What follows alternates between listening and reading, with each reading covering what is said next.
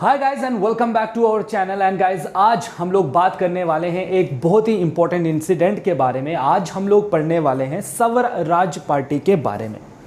सबसे पहले ये जानने के लिए हमें कोशिश करनी चाहिए कि स्वराज्य पार्टी क्यों फॉर्म हो रही है। इससे पहले आपने पढ़ा कि इंडिया में नॉन कॉपरेशन मूवमेंट जैसी एक बहुत बड़ी मूवमेंट गांधी जी के लीडरशिप के अंदर चल रही थी। एंड वो मूवमेंट इससे पहले कि जो है सक्सेसफुल हो पाती, एक इंसिडेंट हो जाता है जिसको आप चौरी चौरा इंसिडेंट कहते हो। और वहाँ पर गांधी जी के ऊपर एलिगेशंस लगते हैं कि आपने मॉब को जो है वो भड़काया और उन लोगों ने जो है इतना बड़ा जो है अंजाम करा, और इसके चलते गांधी जी को जो मूवमेंट है वो वापस लेनी पड़ी। अब हम लोग काफ़ी लंबे समय से इस उम्मीद में थे कि गांधी जी हमें जो है वो स्वराज्य दिलाएंगे, जैसा कि हम लोगों का कंसेप्ट चल रहा था। लेकिन जब चौरी चौरा इंसिडेंट हुआ, गांधी जी ने कॉल बैक कर दिया। अब हमारी जो नेशनल मूवमेंट थी दोस्तों, वो पूरी की पूरी बेसलेस हो गई कि अब हम लोग क्या करें। तो हमारे जितने भी लीडर्स उस टाइम पर थे वो सोच में पड़ गए कि यहाँ से आगे क्या करना चाहिए, हमें कहाँ जाना चाहिए। क्योंकि अब जो हमें गांधी जी, अभी तक तो हम गांधी जी के साथ थे एंड गांधी जी ने जो है वो अपनी मूवमेंट भी वापस ले ली। तो अब हम लोग क्या करें। और इससे पहले हमने देखा कि ब्रिटिशर्स की तरफ से हमें 1999 का जो 1919 का जो एक्ट पास किया गया था 1919 में, कि आप इंडियन जो है वो पार्टिसिपेट कर सकते हो ना। उसमें हमने डिस्कस करा था बहुत सारी इंपॉर्टेंट, जैसे उन्होंने डायरेक्टली को इंट्रोड्यूस किया था, अबॉलिश भी किया था, साथ ही साथ जो है बहुत सारी चीज़ें उन्होंने उस एक्ट में करी थी। एंड हमने उसमें पढ़ा था कि उसमें इंट्रूजन भी हुई है। उन्होंने हमें परमिशन भी दे दी कि आप इंडियंस को हम लोग जो है लेजिस्लेटिव में जो है ऐड ऑन करेंगे। तो ऐसे बहुत सारी चीज़ें उन्होंने हमसे वादे उस टाइम किए थे, लेकिन हम लोग जो चाहते थे वो लोग हमें नहीं दे रहे थे। तो अब यहाँ पर देखो, अब कुछ लोगों का ये मानना था कि यहाँ पे दो गुट बन गए, यहाँ पर दो गुट बन गए। एक गुट कहने लगा कि हमको गांधीयन प्रिंसिपल पे रहना चाहिए, जैसा गांधी जी ने हमें बोला था कि नॉन कोऑपरेट करो उनके साथ, इनके जो भी प्रोसेस हैं, जो भी ये ब्रिटिशर्स हमसे करवाना चाहते हैं, इनको फॉलो अप मत करो। कुछ लोगों का ये मानना था, और कुछ लोगों का ये मानना था कि देखो अभी हम गांधी जी के अगर आइडिया पे चलेंगे तो हो सकता है कि गांधी जी आगे चलकर इस मूवमेंट को ना चलाएं। अब लोग तो सोच रहे थे कि गांधी जी जेल चले गए हैं, लेकिन वहां से वापस आने के बाद वो इस मूवमेंट को कंटिन्यू करेंगे। लेकिन हर कोई इस पर नहीं था, जो है नहीं रहना चाहता था। कुछ लोग ऐसे थे जो कहते थे कि नहीं, हमें ब्रिटिशर्स ने मौका दिया है कि आप हमारे जो एडमिनिस्ट्रेशन है उसमें आ सकते हो, इंडियंस को परमिट किया है, तो क्यों ना हम लोग इनके दिए गए जो ये बोल रहे हैं कि आप इलेक्शन में पार्टिसिपेट करते हो, तो कहता हम घुसते हैं ना इनके इलेक्शंस में, हम इलेक्शन में खड़े हो जाते हैं। इलेक्शन में खड़े होंगे तो लोग हमें वोट देंगे, तो जब हम जीत कर इनके साथ बैठेंगे तो हम वहां पर बैठकर इनका जो भी पॉलिसी ये लोग लेकर आते हैं हम उसके खिलाफ बोलेंगे। अगर तो पॉलिसी अच्छी होगी तो हम उसको जो है उसका समर्थन, उसको जो है पूरी तरीके से सपोर्ट करेंगे। और अगर उस पॉलिसी का हमें लगता है कि इंडिया पे कोई बैड इफेक्ट पड़ने वाला, तो हम उसको अपोज करेंगे। तो ये दो चीजें जो है यहां पर हो रही हैं। अब इन्हीं दो आइडियाज को अगर हम देखें एक बार, तो यहां पर क्या है, यहां पर मैं आपको दो चीजें समझाऊंगा। यहां पर एक होता है प्रो चेंजर, ठीक है, प्रो चेंजर, एक थे प्रो चेंजर और एक थे नो चेंजर। ये चीज आपने समझनी है, ठीक है। तो यहां पर आप समझ सकते हो कि काइंड ऑफ यहां पर दो आइडियोलॉजी चलने लगी। एक खुद को कहने लगे प्रो चेंजर और एक कहने लगे नो चेंजर। अब नो चेंजर वाले वो लोग थे जो स्टिक थे किस पर, जो स्टिक थे ऑन गांधीयन आइडिया, ठीक है, जो स्टिक थे कहां पर, गांधीयन आइडिया पे, कि नहीं जो गांधी जी कह रहे हैं हमें वहां पर रहना चाहिए। लेकिन ये अपोज कर रहे थे इसको, ये थे अपोज करने वाले, ये कह रहे थे नहीं, ठीक है, हमें लेजिस्लेशन में पार्टिसिपेट करना चाहिए। लेजिस्लेशन पार्टिसिपेशन की इन्होंने मांग करी कि हमें इसमें पार्टिसिपेट जो है वो खुद को करना चाहिए। तो ये दो चीजें आपने पढ़नी है। और यही जो प्रो चेंजर थे ना, तो जब इन्होंने कहा कि हमें इलेक्शन में पार्टिसिपेट करना है तो उसके लिए इनके पास पॉलिटिकल पार्टी चाहिए, इन्होंने एक पॉलिटिकल पार्टी की और उसको हम क्या कहते हैं, वही पॉलिटिकल पार्टी बनी आपकी स्वराज्य पार्टी। गाइस यही चीज है, बस इतनी सी स्टोरी अगर आप याद रखो तो आपको पता चल जाएगा स्वराज्य पार्टी बनने के पीछे का रीजन क्या था। और उसके बाद अगर हम इस पर नजर डालें तो आपको सारी चीजें यहां पर समझ आएंगी। तो आइए एक बार स्टोरी को रीड आउट करते हैं और देखते हैं क्या है। तो देखिए, स्वराज्य पार्टी जो है वो Congress Khilafat Swarajya party was formed on 1st of January 1923 by C R. Das and Motilal Nehru. ये पॉइंट आपने याद रखना है क्योंकि ये आपके एग्जाम के पॉइंट ऑफ व्यू से इंपॉर्टेंट बनता है। चलिए, आपने क्रक्स जान लिया कि क्यों बन रही है, लेकिन अब डेट्स के बारे में भी आपको पता होना चाहिए। तो 1 जनवरी 1923 को जो है वो बनती है सी.आर. दास और मोतीलाल नेहरू की द्वारा पार्टी, क्योंकि 1922 में क्या हो गया, चोरी चोरा इंसिडेंट हो गया था। Formation of Swaraj Party come after various significant events like the withdrawal of non-cooperation movement, the Government of India Act of 1919 and 1923 elections। तो तीन चीजें कहीं ना कहीं जो है रिस्पॉन्सिबल मानी जाती हैं। एक, ब्रिटिशर्स की तरफ से दिया गया हमें 1919 का जो एक्ट था, जिसमें उन्होंने हमें सेटिस्फाई करने की पूरी कोशिश की कि इंडियन सेटिस्फाई हो जाए, लेकिन हम लोग उसमें सेटिस्फाई नहीं हुए। तो उसमें बहुत सारी चीज़ें ऐसी भी थी जो इंडियंस को पसंद नहीं थी और वो चाहते थे कि इन सब में बदलाव हो। दूसरा है जो यहाँ पर क्या हुआ, नॉन कॉपरेशन मूवमेंट को वापस लिया गया, वो एक रीज़न बना। और तीसरा बना जो 1923 के इलेक्शंस होने वाले थे। How the party come into picture can be understood by the following points. अगर आप ये पॉइंट्स पढ़ लो तो आपको समझ आ जाएगा कि ये कहां से क्यों बना हुआ है। ये शॉर्ट नोट्स आपके लिए बनाए हुए हैं, इनको अगर आप एक बार रीड कर लो तो बहुत है। देखिए, आफ्टर चोरी चोरा इंसिडेंट क्या हो जाता है, Mahatma Gandhi withdraw the non cooperation movement in 1922 में गांधी जी के द्वारा जो नॉन कॉपरेशन मूवमेंट को वापस लिया गया, वो एक रीजन बना स्वराज्य पार्टी बनने का। क्योंकि ये जो वो लोग थे जैसे सी.आर. दास और मोतीलाल नेहरू, कि अब क्या, अब हम लोग क्या करें, गांधी जी ने तो अभी तक हमको सारे अच्छे सपने दिखाए कि ये होगा, वो होगा, ऐसा होगा, वैसा होगा, लेकिन अब क्या, अब जब ये कॉल बैक कर रहे हैं मूवमेंट को, तो अब हम लोग क्या करें, क्या हमें फिर से रुकना पड़ेगा? ठीक है। दूसरा, this was met with a lot of disagreements among the leaders of the Congress party. और बहुत सारे कांग्रेस पार्टी के जो लोग हैं वो डिसएग्रीमेंट कर रहे थे इस चीज को। While some wanted to continue non cooperation movement, कुछ चाहते थे कि जो नॉन कॉपरेशन मूवमेंट है, अगर गांधी जी जेल चले गए हैं तो कोई बात नहीं, हम उस मूवमेंट को आगे चलाते हैं। लेकिन अदर जो दूसरे थे वो चाहते थे कि लेजिस्लेशन का बाइकआउट हो और हम लोग इलेक्शन में कंटेस्ट करें, हम लोग इलेक्शन में जो है वो पार्टिसिपेट करें। तो नो चेंजर प्रो चेंजर यहीं से बनना स्टार्ट हो गए। There the former were called no changers, जो चाहते थे कि नॉन कॉपरेशन में हम पार्टिसिपेट करें, उनको हम कहने लगे नो चेंजर, जो कहते थे चेंज मत लाओ, यही पर रहो। सच लीडर्स इंक्लूड, इसमें कौन कौन से लीडर थे, राजेंद्र प्रसाद, सरदार वल्लभ भाई पटेल, सी राजा गोपालाचार्य जो हैं, ये कौन से लीडर हैं, ये नॉन कॉपरेशन को सपोर्ट करने वाले लीडर हैं। और इनको हम क्या कहते हैं, नो चेंजर, क्योंकि ये गांधी जी के अगेंस्ट नहीं जाना चाहते थे। लेकिन दूसरे जो थे वो चाहते थे कि एंटर लेजिस्लेटिव काउंसिल में हम लोग एंटर करें। देखिए, लेजिस्लेटिव काउंसिल में क्यों, क्योंकि यही बॉडी कानून बनाती थी इंडिया के लिए, ठीक है, मतलब यही बॉडी लॉ मेकिंग बॉडी थी इंडिया की। और ये चाहता था कि अगर हम इसमें आ गए तो हम एटलीस्ट ब्रिटिशर्स को रोक सकते हैं कोई ऐसी पॉलिसी लाने के लिए कि जो उनको ये ना करे, मतलब ऐसा लॉ ना लाए कि जो इंडियंस के खिलाफ हो। And obstruct the British government from with in and were called the pro changer, ठीक है। और हम लोग ऑब्स्ट्रैक्ट कर सकें ब्रिटिशर्स को कि वो गवर्नमेंट और साथ साथ गवर्नमेंट को उनके अंदर रहकर, और यही हमारे लिए बहुत इंपॉर्टेंट है कि इस लेजिस्लेटिव काउंसिल में घुसना हमारे लिए बहुत ही ज्यादा इंपॉर्टेंट है। तो उनको हम क्या कहने लगे, तो उनको हम क्या कहने लगे दोस्तों, उनको हम कहने लगे pro changer. These leaders include, इसमें कौन कौन से लीडर्स थे, सी.आर. दास यहां पर थे, मोतीलाल नेहरू थे, श्रीनिवास अयंगर वगैरह जो हैं इसमें पार्टिसिपेट कर रहे थे। तो दो गुट यहां पर आप कह सकते हो कि अगेन इंडिया के अंदर जो है वो, जैसे मॉडरेट एक्सट्रीमिस्ट आपने देखे थे कांग्रेस के अंदर, वैसे ही दो ग्रुप्स आपको यहां पर भी साफ तरीके से दिखाई दे रहे हैं। एक ग्रुप है प्रो चेंजर, एक ग्रुप है नो चेंजर।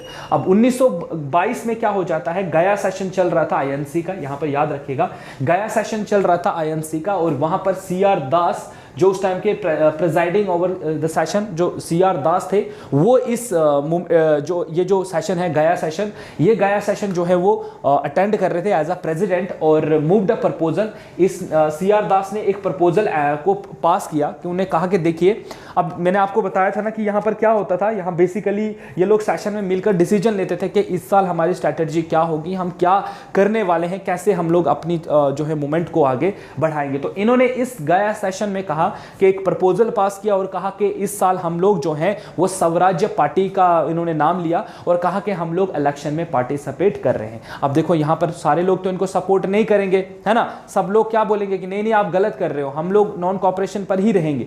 तो यहाँ पर क्या होगा, जब इन्होंने इस प्रपोजल को पास किया तो legislature built enter the legislature but it was defeated, लेकिन इसको डिफीट करना पड़ा। मतलब कि मेजॉरिटी ऑफ जो कांग्रेस के उस टाइम पर लीडर थे उन्होंने इसको पास करने में मना कर दिया कि नहीं ऐसा मत कीजिए, आप इलेक्शन में पार्टिसिपेट मत कीजिए। जब हमने कहा है कि हम नॉन कॉपरेशन मूवमेंट पर हैं, हम वो कह रहे हैं हमें कि इलेक्शन में पार्टिसिपेट करो, लेकिन हमको नहीं करना है क्योंकि we have to support non cooperation movement है, ठीक है ना, ये हमारा मेन है।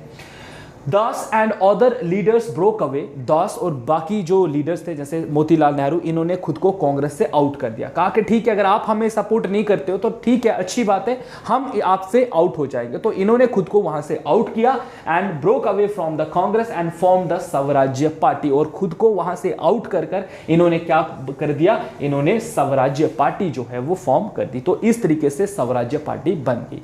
अब स्वराज्य पार्टी जब बनी तो यहां पर देखिए C R Das was the president and the secretary was Motilal Nehru. तो इस स्वराज्य पार्टी के हेड कौन रहे, प्रेसिडेंट कौन थे, सी आर दास, ठीक है, और इसी के सेक्रेटरी कौन बने, मोतीलाल नेहरू, ठीक है। तो दो यहां पर आदमी इंपॉर्टेंट हमारे पास आते हैं, तो इसीलिए इनके बारे में आपको पता होना चाहिए। प्रोमिनेंट लीडर ऑफ स्वतंत्र पार्टी इंक्लूडिंग एनसी केलेकर थे, हुसैन शहीद थे, ठीक है, सुहारा वर्दे एंड सुभाष चंद्र बोस जो हैं वो इसके स्वराज्य पार्टी के जो हैं वो मेन लीडर्स थे। अब अगर हम देखें कि स्वराज्य पार्टी जब बनी, चलिए कांग्रेस तो कह रही है कि हम नॉन कॉपरेशन मूवमेंट को पढ़ेंगे, सपोर्ट करेंगे, और हमने नॉन कॉपरेशन मूवमेंट को पिछले वीडियो में अच्छे से स्टडी भी किया और हमने देखा भी कि वो लोग क्या चाहते थे। लेकिन अब हम जरा नजर और अपनी जो लाइट है वो जूम करके डालेंगे स्वराज्य पार्टी के ऊपर और देखेंगे कि स्वराज्य पार्टी बन गई, लेकिन इनकी आइडियोलॉजी क्या थी, ठीक है, ये लोग इनका जो है मैनिफेस्टो क्या था, ये क्या चाहते थे ब्रिटिशर से, या इनका क्या जो है आइडिया था, ये या किस तरीके आइडिया पर ये काम करने वाले थे। तो अगर हम एम्स पर देखें, इनके मकसद पर नजर डालें, तो अगर कांग्रेस देखें, कांग्रेस खिलाफत स्वराज्य पार्टी जो थी उसके एम क्या थे, सबसे पहले हमें इंडिया के लिए क्या चाहिए, हमें एक डोमिनियन स्टेटस चाहिए, ये तो हम लोग शुरू से ही मांग रहे हैं, डोमिनियन स्टेटस चाहिए भाई साहब, ठीक है। उसके बाद हम देखते हैं इन्होंने कहा कि हमें राइट दे दो कि हम लोग खुद के लिए कॉन्स्टिट्यूशन खुद बनाएं, ठीक है। अब ये क्यों बनाएंगे, क्योंकि इंडिया में डाइवर्सिटी है, ठीक है, और ब्रिटिशर का जो लाया गया कानून है वो इस डाइवर्सिटी पर अलग अलग इफेक्ट करता है। जैसे 1909 का देख लो, तुमने लॉ देखा था जिसको में उन्होंने ओपनली क्रिमिनल जो है यहाँ पर रिप्रेजेंटेशन दे दी, जिससे हमारे यहाँ पर हिंदू मुस्लिम्स में बंटवारा हो गया। तो कहता आप लोग जो हो वो जो भी लॉ लेकर आते हो है वो ऐसा होता है कि वो हमारी, अब इंडिया में क्या है, डाइवर्सिटी ऑफ नेशन है, यहां पर अलग अलग टाइप के लोग रहते हैं, अलग अलग धर्म को मानने वाले, अलग अलग सोच रखने वाले, है ना, काइंड ऑफ इंडिया में इतनी ज्यादा डाइवर्सिटी है, लैंग्वेज बेस पर डाइवर्सिटी है। कहता आप तो हमें सिर्फ कहते हो कि हम इंडियंस हैं, लेकिन हम इंडियंस क्या हैं, हम मिक्सचर हैं, हम इंडियंस कोई जो है कोई साउथ का है कोई नॉर्थ, तो हम अलग हैं एक दूसरे से। और आपका कानून जो है वो एक ऐसा कानून होता है कि जो एक सेक्शन ऑफ सोसाइटी को फायदा देता है, जबकि दूसरी सेक्शन ऑफ सोसाइटी के लिए वो प्रॉब्लमैटिक है। तो हम नहीं चाहते कि ऐसा कुछ हो, तो हमें आप राइट दे दो कि अगर हम कॉन्स्टिट्यूशन, आप हमें बोल दो कि आप कॉन्स्टिट्यूशन अपने देश के लिए बनाओ, हम जानेंगे कि हमें अपने देश के लिए कॉन्स्टिट्यूशन कैसे बनाना है। तो ये डिमांड हमने उनके सामने रखी। उसके बाद हमने कहा कि हमारा जो ब्यूरोक्रेसी है उस पर कंट्रोल हमारा होना चाहिए, मतलब मोस्टली जो भी यहाँ पर अथॉरिटेटिव जो जॉब्स होंगी उसमें जो अथॉरिटी है, मतलब अथॉरिटी जो है वो इंडियंस को दी जाए, so that they can help up their people. जैसे जो भी उस टाइम की ब्यूरोक्रेसी होगी जो संभालेगी एडमिनिस्ट्रेशन को, उसमें ज्यादा से ज्यादा इंडियंस जो है वो इन्वॉल्व होने चाहिए। उसके बाद हम अगर देखें तो फुल प्रोविनेंशियल ऑटोनॉमी जो है वो दी जाए, प्रोविनेंस जितने भी हैं उनको ऑटोनॉमी दी जाए, वो अपने डिसीजंस खुद लें, जैसे आजकल भी हमने दी हुई है सर, आजकल के भी टाइम पर हमने स्टेट्स जितनी भी हमारी हैं तो वो कहीं ना कहीं ऑटोनॉमस हैं, वो अपने थोड़े बहुत फैसले खुद ले सकते हैं विद इन अ स्टेट, जो भी उनको फैसला लेना है, जैसे सीएम वगैरह जो हेड होता है वो ले सकता है कि उसको क्या करना है, लेकिन उसको अंडर द सेंटर गवर्नमेंट जो है वो रहकर ये करना है। तो यही चीज हमने कहा कि ठीक है आप ऊपर रहो, आप सेंटर को संभालो, बट जो प्रोविनेंस है हमारे, ठीक है, जो प्रोविनेंस है, या आज के टाइम से मैं कह दूं कि जो स्टेट्स हैं उनको एटलीस्ट जो है फ्रीडम दे दो कि वो अपने डिसीजंस खुद ले। ये उन्होंने डिमांड की। और इन्होंने डिमांड की सेल्फ रूल की, कि हमें सेल्फ रूल चाहिए, हम खुद को खुद रूल करना चाहते हैं।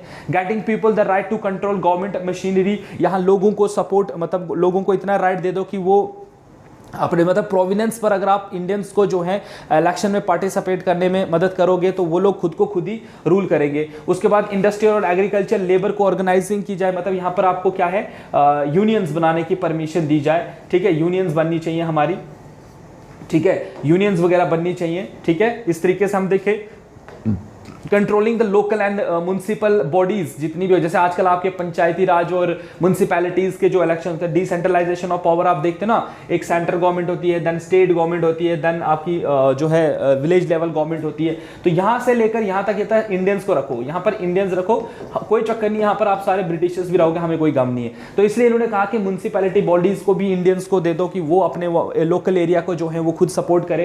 Having an agency for propaganda outside the country, ठीक है, आपको एक जो है agency, having an agency of propaganda outside the country भी होना चाहिए हमारा। उसके बाद हम देखें तो establishing a federation of Asian countries to promote trade and commerce. आप हमें हमारे जो एशियन कंट्रीज जितनी भी हैं, इंडिया है, चलो पाकिस्तान तो उस टाइम नहीं था, इंडिया है, श्रीलंका है, या जितनी भी इसकी आस पड़ोस की जो कंट्रीज हैं, इनकी एक यूनियन बनाई जाए सो दैट ये आपस में ट्रेड कर सकें। तो ये देखो किस तरीके से अब खेल रहे हैं। अब यूरोपियंस ये सब चीजें करेंगे, यूरोपियंस को तो मजा आ रहा था इंडिया को एक्सप्लॉइट करने में, लूटने में, तो वो कैसे एशियन यूनियन जो है बने। अब यही चीजें जो है आगे जाकर हम प्रॉब्लमैटिक बनेंगी। कैसे? Engaging in the constructive programme for the Congress. देखो आज हम लोग क्या करते हैं, आज हमने सार्क जैसी जो है, ठीक है, सार्क जैसी चीजें जो हैं वो बनाई हुई हैं। सार्क है हमारे पास, G20 हमारे पास है, या बहुत सारी ऐसी आजकल हमने रीजनल ऑर्गेनाइजेशंस को जो है वो फॉर्म किया हुआ है। क्यों किया हुआ है दोस्तों? इसीलिए किया हुआ है ताकि हम एशियन कंट्री आपस में ट्रेड करें, एक दूसरे की डिमांड को पूरा करें और अपने कॉन्टिनेंट का जो है, जो अपने जो एरिया है उसकी डेवलपमेंट करें। ये चीज इन लोगों ने कही थी। इन लोगों ने ये नहीं कहा, अब इनको पता था कि वेस्टर्न वर्ल्ड एशियन कंट्रीज पर डिपेंड है, वो हमको ही लूट कर जो है वो लेके जा रहा है और अपने वेस्टर्न वर्ल्ड डेवलप कर रहा है, ईस्टर्न कंट्रीज को लूट कर। तो इन्होंने कहा कि ये सब बंद कर दो, हमको ट्रेड करने दो आपस में। आपने ट्रेड बैरियर्स लगाए हुए हैं, इंडिया फलानी कंट्री के साथ, चाइना के साथ ट्रेड नहीं कर सकता, इंडिया उसके साथ ट्रेड नहीं कहता। क्यों? आप ये ट्रेड वगैरह खोल दो सो दैट जो है, तो कितनी अच्छी बात उस टाइम के लोग जो है ये कर रहे हैं। तो स्वराज्य पार्टी जो है वो इस तरीके से काम जो है वहां पर कर रही है। अब चलिए स्वराज्य पार्टी की बनावट हमने देखी कि उसकी फॉर्मेशन क्यों हुई, उनकी हमने देखा कि उनकी जो है प्रोपेगेंडा, जो भी हम कहेंगे उसके पूरा मैनिफेस्टो क्या था जो उन्होंने रखे अपने सारे आइडियाज। अब ये देखते हैं कि सिग्निफिकेंस क्या रहा स्वराज्य पार्टी का। इस स्वराज्य पार्टी ने क्या अपनी डिमांड को पूरा करवाया या कुछ इनके यहां पर कुछ हुआ? तो सिग्निफिकेंस क्या हुआ? Gandhi and the both pro changer and the no changer realise the importance of putting up a united front in order to get reforms from the government. जल्द ही इन सब ने एक चीज को फेस कर लिया कि हम जितना डिवाइड होंगे, ब्रिटिशर्स हमें जो है उतना ही लंबे समय तक जो है वो खींचेंगे, हमारी डिमांड्स को जो है वो पूरा नहीं करेंगे। तो अगर हम चाहते हैं कि हमारी डिमांड पूरी हो सही तरीके से, अगर हमारी डिमांड्स जो है वो पूरी हो जाए और हम पूरे तरीके से ब्रिटिशर से जो है वो अपनी डिमांड को मनवा ले, तो उसके लिए हमें क्या करना होगा? उसके लिए हमें एकजुट होना पड़ेगा और एकजुट होकर इस बड़ी ताकत के खिलाफ जो है वो लड़ना होगा। सो इट वॉज डिसाइडेड, तो इसलिए इन लोगों ने डिसाइड किया दैट जो स्वराजिस्ट हैं would contest election as a separate group within the Congress party. इसलिए इन लोगों ने कहा कि अब क्या करेंगे, हम लोग स्वराज्य पार्टी अलग से इलेक्शन लड़े और जो है कांग्रेस पार्टी अलग से लड़े। मतलब मल्टी पार्टी सिस्टम का कंसेप्ट इन्होंने यहां पर स्टार्ट। हो सकता है इनका आइडिया ये है कि हम अलग अलग जीतेंगे तो उसको कोलिशन गवर्नमेंट बनाकर हम लोग आगे चलेंगे। Swarajya party won 42 out of 10 seats to the central legislature in 1923। उसके बाद जो 1923 के इलेक्शन हुए, स्वराज्य पार्टी ने 42 सीट्स को जीता।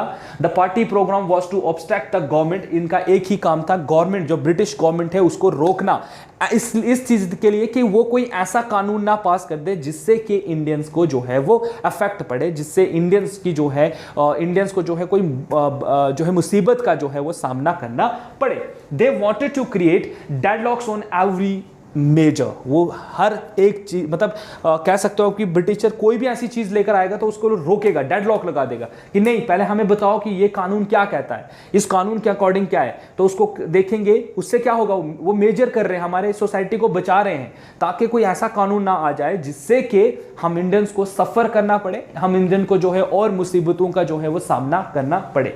दे boycott the official function and reception held by the government. ये लोग जो है सब बाइकॉट कर रहे थे, जितने भी उस टाइम पर ऑफिशियल फंक्शंस होते थे या रिसेप्शंस वगैरह होती थी, उनमें ये पार्टिसिपेट नहीं करते थे। They voice their grievance and aspiration in the legislative assembly. और वो जो अपनी मुसीबतें हैं या जो भी वो लोग फील कर रहे थे उस टाइम पर, इस सब को वो वॉइस करते थे जबकि पार्लियामेंट में वो जाते थे, जब लेजिस्लेटिव असेंबली में जाकर वो जा रहे थे। तो यहां पर क्या हो रहा है गाइस, यहां पर ये सारी चीजें हो रही हैं। तो ये स्वराज्य पार्टी के बारे में आपको पता होना चाहिए। देखिए स्वराज्य पार्टी किसने बनाई? CR दास, मोतीलाल नेहरू ने जो है 24 में इसको फॉर्म किया गया। इसका मकसद आपने पढ़ा कि ये क्यों बन रही थी, या आपने देखा कि ये किस तरीके से जो है वो काम कर रही थी। उसके बाद गाइस अब यहाँ में इसमें एक छोटा सा टॉपिक और है, दैट इज वैकोम सत्याग्रह आता है एक, जो 1925 और 24 और 25 में हुआ। बेसिकली ये केरला वाली साइड हुआ था। इस पर भी एक नज़र डाल देते हैं जाते जाते, क्योंकि ये छोटा सा कंसेप्ट था, तो मैंने सोचा कि आपके साथ इसको भी शेयर कर दिया जाए, सो दैट हम कल जो है आपके लिए एक और इसके आगे के टॉपिक जो है स्टार्ट करेंगे। तो वैकोम सत्याग्रह क्या था, इसको भी एक बार पढ़ लेते हैं। तो ये कहानी है 1924 से लेकर 1925 ईस्वी तक, मतलब जब स्वराज्य पार्टी भी इंडिया में थी और उसी टाइम पर। इसके अकॉर्डिंग इसका बैकग्राउंड अगर हम देखें कि यहाँ पर क्या है, तो इसके अकॉर्डिंग क्या था, देखो, according to the prevalent caste system in Kerala and the rest of India, low caste Hindus were not allowed to enter into the temples. India में कास्टिज्म एक बहुत ही बड़ा आप कह सकते हो एक टैबू हुआ करता था। स्टिल हमारे पास आज भी वो टैबू है, और कहीं ना कहीं आज भी हम लोग कास्ट सिस्टम के बेस पर डिवाइडेड हैं गाइस। लेकिन चलिए, आज हमारी कास्ट सिस्टम जो है वो हमारी आज किस पर आ गई है, आज हम लोग जो है क्लास पर आ गए हैं। ठीक है, क्लास है ना, हायर क्लास लोअर क्लास। तो इंडिया में एक 1924 और 25 के टाइम पर, केरला की मैं बात कर रहा हूं, वहां पर क्या होता था, बेसिकली जो टेंपल्स होते थे वहां पर क्या होता था, जो लोअर कास्ट लोग होते थे, मतलब जो छोटी कास्ट जात के जो लोग थे, उनको मंदिर में जाने की परमिशन नहीं हुआ करती थी। इट मींस कि जो भगवान है वो हायर कास्ट का भगवान है, लोअर कास्ट का कोई भी भगवान नहीं हुआ करता था। ये ऐसा हम देखते हैं कि उस टाइम पर सिचुएशन ऐसी थी कि वहां पर ये सारी चीजें जो हैं वो हो रही हैं। In Kerala, they were not allowed even to walk in the roads that led to the temples also. Kerala की अगर हम बात करें तो वहां पर छोटी जात के लोगों को ये तक परमिशन नहीं थी कि वो उस सड़क पर चल सकते, जिस सड़क, जो वो सड़क है उनको मंदिर की तरफ लेके जा रही है। तो ये कुछ कंडीशन लोअर क्लास, जो डिप्रेस्ड क्लास इंडियन सोसाइटी में उस टाइम पर पाई जाती थी, उनके साथ ये घटना घट रही है। ठीक है, और आगे क्या होता है, Kerala state was formed in 1956। याद रखिएगा, केरला स्टेट कब बनी है, ये बहुत बार क्वेश्चन पेपर में पूछा गया है कि केरला स्टेट कब बनी है। केरला स्टेट 1956 में बनी है। इससे पहले हम ये जो केरला है ये डिवाइडेड था, broadly divided into Malabar, north Kerala, Cochin and Travancore kingdom में। ये 3 किंगडम थे। फिर बाद में इनको जो है हमने 56 में इसको केरला जो है वो घोषित कर दिया था। अब इन द काकीनाडा एरिया है एक, काकीनाडा एक बहुत ही बड़ा, मतलब उस टाइम के एक मतलब आप कह सकते हो एक रिफॉर्मर थे, जो गांधी से मिलते हैं, meet the Congress party in 1923, जो कांग्रेस पार्टी के साथ मिल रहे हैं 1923 में, उस टाइम पर जब इंडिया में इलेक्शन भी जो हैं वो हो रहे हैं। TK. Madhavan presented a report citing the discrimination that the depressed class people were facing in Kerala। और साथ ही साथ हम देखते हैं कि टी.के. माधवन जो हैं उन्होंने एक रिपोर्ट तैयार की, और इस रिपोर्ट के बारे में उन्होंने जो है बताया कि किस तरीके से जो छोटी कास्ट के जो लोग हैं वो कितनी बड़ी एक मतलब शिकार हो रहे हैं एक सोशल प्रैक्टिस का, कि वहाँ के लोगों को मंदिर में जाने की परमिशन नहीं है। ये सब वहाँ पर हो रहा है। Kerala committed to form was form. ठीक है, यहां पर क्या हो गया, इन केरला में फिर एक कमेटी को बनाया गया, in comprising people of different caste to fight untouchability. फिर जब ये मसला काफ़ी ज़्यादा हाई हो गया, जब इस पर रिपोर्ट्स वगैरह आना स्टार्ट हो गई, तो क्या हुआ, तो हुआ ये कि इन्होंने एक कमेटी तैयार कर दी, और उस कमेटी को बोला कि ये कमेटी क्या करेगी, ये कमेटी वर्क करेगी किसके ऊपर, कि ये अनटचेबिलिटी अभी भी हमारी सोसाइटी में क्यों है। गांधी सपोर्टेड द मूवमेंट, और इस गांधी जी ने इस मूवमेंट को जो है वो सपोर्ट किया, वैक्यूम मूवमेंट को जो है वो सपोर्ट किया। तो वैक्यूम मूवमेंट जो है बेसिकली किस लिए था गाइस, देखिए guys, we are living in north India and हम लोगों का जो प्रोनाउंसिएशन है थोड़ा रेस्ट ऑफ इंडियन से थोड़ा हटके होता है। सो आप आई होप सो कि आप उस चीज़ को समझ रहे हो। जैसे हम लोग जम्मू वाले तवी कहते हैं, ठीक है, हम क्या कहते हैं, तवी कहते हैं, लेकिन बाहर जितने भी लोग आते हैं वो कहते हैं तवई, है ना, तवई एक्सप्रेस। तो होता है ये मतलब प्रोनाउंसिएशन का रहता है थोड़ा सा इशू, तो ये आप लोग आई होप सो कि एडजस्ट कर ही लोगे। सो देखिए, इन केरला में एक कमेटी जो है वो तैयार कर दी गई, और इस कमेटी का काम क्या था, वो देखेगी इस मसले के ऊपर, अनटचेबिलिटी क्यों अभी भी हो रही है, और गांधी जी ने इस मूवमेंट का जो है वो भरपूर जो है वो सपोर्ट किया। कमेटी चेयर्ड बाई, इस कमेटी के जो चेयरमैन थे उनका नाम था के कैलापम, ठीक है, और इसमें साथ ही साथ टी.के. माधवन थे, ठीक है, वेलायुधा मेनन थे, के नील लंखटन थे, नंबूथरी थे और टी.आर. कृष्ण स्वामियन जो है इसमें आयर जो है इसमें पार्टिसिपेट कर रहे हैं। तो ये कुछ इंपॉर्टेंट नाम है, साउथ इंडियन लोगों के नाम बहुत ही मतलब हार्ड टू प्रोनाउंसिएट करने होते हैं, एकदम से नहीं आप इनको पढ़ सकते हो। सो इन फरवरी 1924, अब फरवरी 1924 में दे डिसाइडेड टू लॉन्च जो है केरला पर्यटम, ठीक है। इन्होंने एक जो है मूवमेंट स्टार्ट कर दी जिसका नाम था Kerala पर्यटम, in order to get temple entry and also right to use public roads for every Hindu irrespective of caste and creed। तो इन्होंने डिसाइड किया कि हम लोग एक मूवमेंट स्टार्ट करेंगे और उस मूवमेंट में हम लोग ये बोलेंगे कि आप टेंपल एंट्री भी अलो कर दो अनटचेबल्स को लिए, और उनको उस रोड पर चलने का भी पूरा हक जो है वो मिलना चाहिए कि ये लोग उस टेंपल पर चल सके, उस रोड पर चल सके। अब मेन पॉइंट्स टू रिमेंबर आपने यहाँ पर याद रखने हैं, जो मेन पॉइंट्स आपने यहाँ पर याद रखने हैं वो क्या है कि ये मूवमेंट कब स्टार्ट हुई। द मूवमेंट बिगेन ऑन 30 मार्च 1924 को ये मूवमेंट स्टार्ट होती है, ठीक है। एंड एट द वैकुम जो महादेव टेम्पल है, there was a broad that denied the entry of the lower caste people, ये आपको पता है, अभी आपने बताया।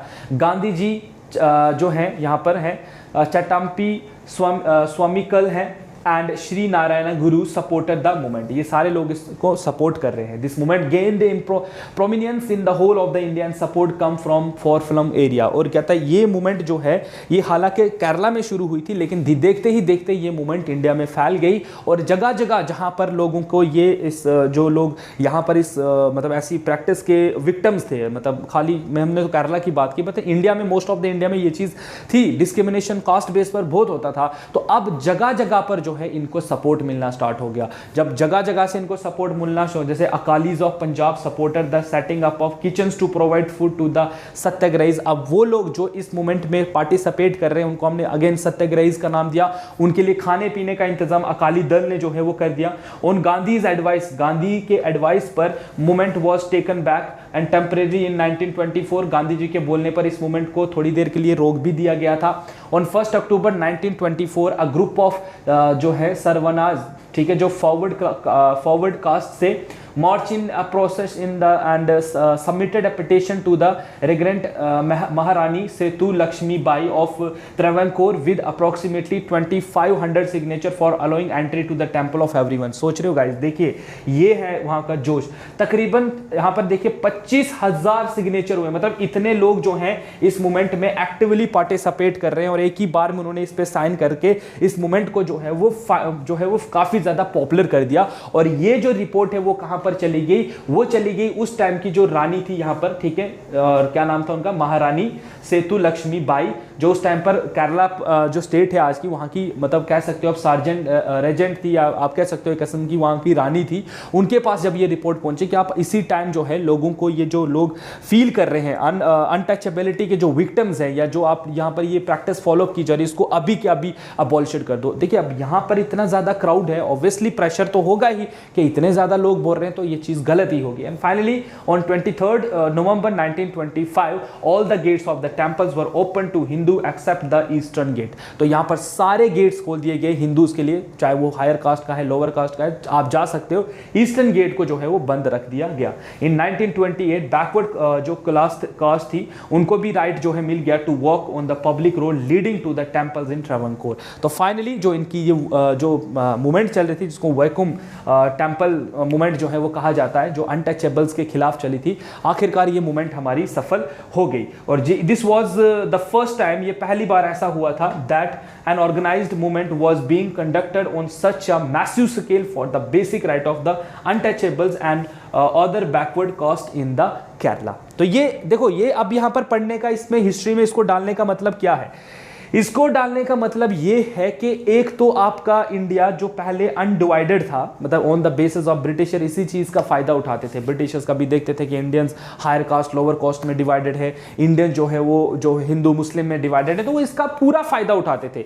उन्होंने शुरू से लेकर जो है कभी मुस्लिम्स को कुछ दिया तो हिंदू को एंटी कर दिया, हिंदूज को दे दिया तो मुस्लिम्स को एंटी कर दिया। तो ये पूरा ऐसे ही खेल जो है वो खेल रहे थे अभी तक। लेकिन अब हम इंडियंस यहाँ से ये अंदाजा लगा सकते हैं कि थोड़े बहुत ग्रोथ हम लोग ट्रैक पर आने की कोशिश कर रहे हैं कि नहीं, हमारी सोसाइटी में जो हमारे इंटरनल जो प्रॉब्लम्स हैं पहले हम इनको रिजॉल्व करें, तभी जाकर हमारे जो एक्सटर्नल इशू है दैट कि हम लोगों को इनको बाहर निकालना है एंड हमें जो है यहाँ पर अपने देश को जो है अपने हिसाब से चलाना है, ये हम बाद में सोचेंगे। पहले हमारे जो इंटरनल इश्यूज हैं इनको हम लोग जो है वो रिजॉल्व करें। तो वैक्यूम जो सत्याग्रह था वो बेसिकली आपने याद रखना है कि ये किसके लिए था, ये अनटचेबल्स के लिए था, टेम्पर एंट्री मूवमेंट के लिए था, क्योंकि वहां पर लोगों अनटचेबल्स जो डिप्रेस क्लास थी, जो आप कह सकते हो कि जो एससीज और एसटीज उस टाइम के थे, उनको एंट्री नहीं दी जा रही थी टेंपल के अंदर, तो उनके लिए जो है इनइक्वालिटी को प्रमोट करने के लिए ये मूवमेंट जो है वो चलाई गई थी।